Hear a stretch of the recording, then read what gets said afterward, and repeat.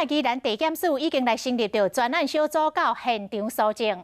宜兰地检署讲，现阶段以救灾为先，卖全力来保全相关的事情。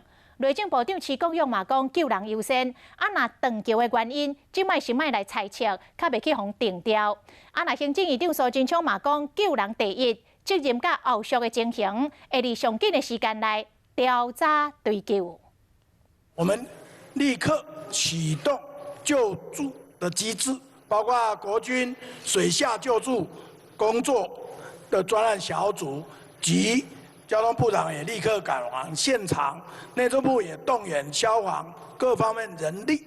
发生南河澳仔跨港大桥断去的意外，伫立法院进行施政总质询的立委真关心，行政院长苏贞昌随回应：减少损害，救人为先，善后第一，然后责任及相关的这些情形，后续我们会最快时间来了解查究。